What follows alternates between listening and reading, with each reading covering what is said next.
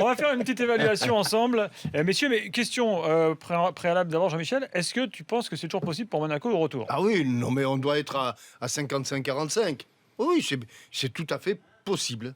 Moi, je pense Il que... n'y a pas dû y avoir souvent des 5-3, donc ça va être dur de sortir la stat. Oui, la stat va être difficile.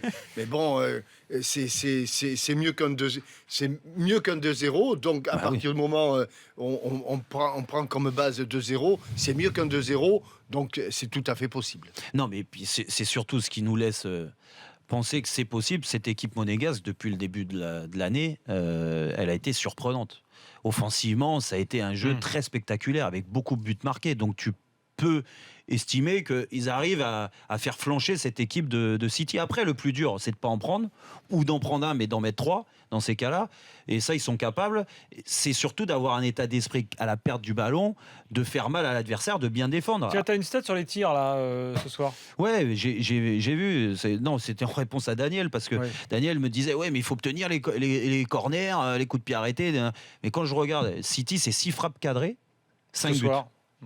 Donc je me dis qu'ils n'ont pas tant poussé que ça, ils n'ont pas eu beaucoup d'occasions que ça. Après oui, il y a des lacunes défensives, des Monaco absences. a tiré 15 fois, on voit les stats là sur BFM Oui, mais Sport. alors ça, c'est comme je le dis toujours, ça, c'est les stats qui servent à rien. C'est les stats bidons, c'est les stats du bistrot. Mais ça qui sert à rien du tout.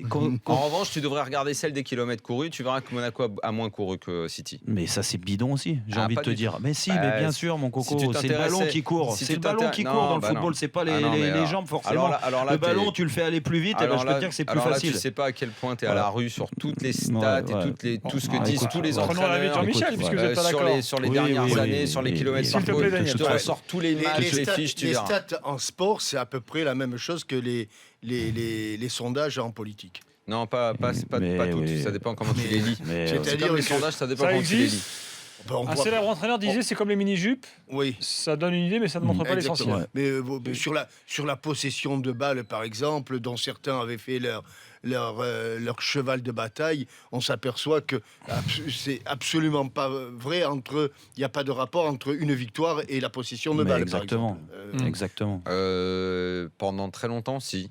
Et alors que maintenant les choses s'inversent plutôt. Quand on a trouvé la parade à ce jeu de possession, ça s'est inversé. Mais pendant très longtemps, ça a voulu dire quelque chose. Je parle des statistiques. Je suis un jeune journaliste, je parle des stats d'aujourd'hui, moi. Hein. Non, mais si tu regardes sur les 10 dernières années, tu as plus d'équipes qui ont gagné en ayant la possession qu'en ne l'ayant pas. C'est vrai. Ouais, peut-être, il y a 10 ans. Mais ce n'est pas une vérité absolue.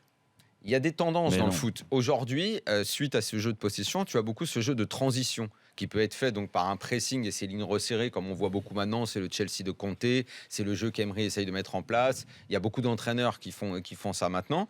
Et là, ce qui va compter, c'est effectivement plus la possession, mais tu vas avoir la façon de mettre de l'intensité. Et là, tu regardes beaucoup les kilomètres parcourus. Et tu verras que c'est très révélateur. Sur ce match retour, par exemple, à l'Euro notamment. Sur ce match retour, il y a une préparation très facile pour Jardim. Hein. Ah bah oui, elle est presque trop. Elle est toute trouvée. Je pense que il n'y a pas de... Même sur le plan tactique, il aura moins de difficultés. Il va falloir qu'il choisisse les bons joueurs au bon endroit. Mais la préparation est relativement facile. Mais je continue de répondre à la première question, Gilbert. Oui, l'AS Monaco a encore une sérieuse chance de se qualifier.